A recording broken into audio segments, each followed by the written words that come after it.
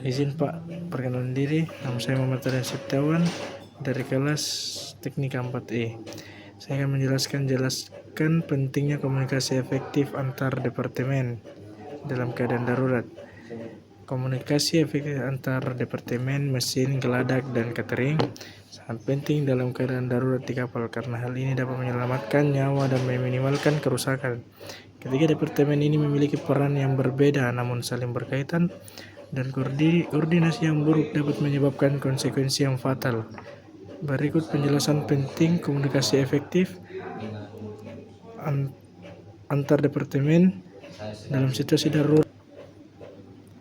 Pertama, respon cepat dan terkoordinasi. Komunikasi yang baik memungkinkan setiap departemen untuk merespon dengan cepat dan terkoordinasi terhadap suatu keadaan darurat.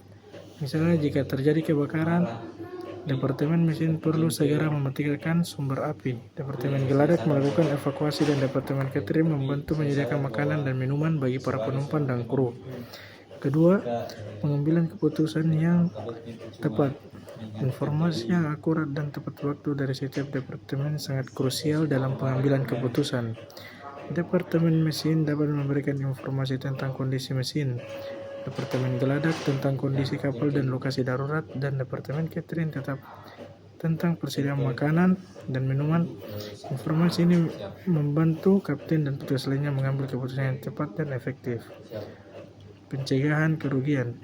Komunikasi yang buruk dapat menyebabkan kesalahan dalam penanganan darurat. Misalnya, jika Departemen geladak tidak diberitahu tentang rencana pemadaman kebakaran oleh Departemen mesin, mereka mungkin akan menghambat upaya pemadaman.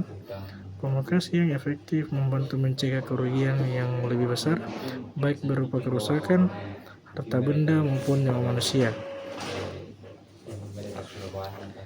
Efisiensi operasional. Dalam keadaan darurat, efisiensi sangat penting. Komunikasi yang lancar memungkinkan setiap departemen untuk bekerja sama secara efisien dan efektif, meminimalkan waktu reaksi dan kerugian. Koordinasi evakuasi. Komunikasi yang efektif sangat penting dalam koordinasi evakuasi penumpang dan kru. Departemen geladak bertanggung jawab atas evakuasi, tetapi Departemen mesin dan catering perlu memberikan dukungan. Informasi tentang lokasi darurat, kondisi kapal, dan persediaan darurat perlu dikomunikasikan dengan jelas dan tepat waktu untuk memastikan evakuasi yang aman dan efisien. Menjaga moral dan semangat. Komunikasi yang terbuka dan jujur dapat membantu menjaga moral dan semangat kru dan penumpang dalam situasi yang menegangkan. Informasi yang jelas dan konsisten mengurangi kecemasan dan kepanikan.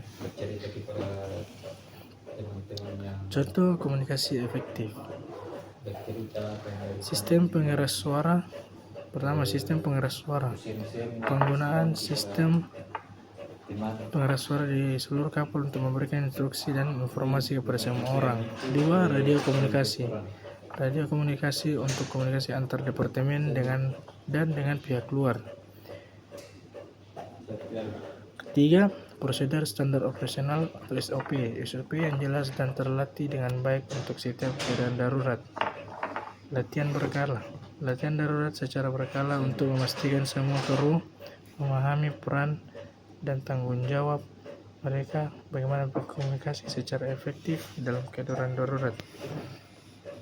Kesimpulannya, komunikasi efektif antar departemen mesin, dek, dan catering merupakan kunci keberhasilan dalam menangani keadaan darurat di kapal. Hal ini dapat menyelamatkan nyawa, minimalkan kerusakan, dan memastikan keselamatan semua orang di atas kapal. Oleh karena itu, pelatihan dan latihan komunikasi yang tepat sangat penting untuk diimplementasikan. Sekian, saya Muhammad Aryan Setiawan. Sekian, terima kasih.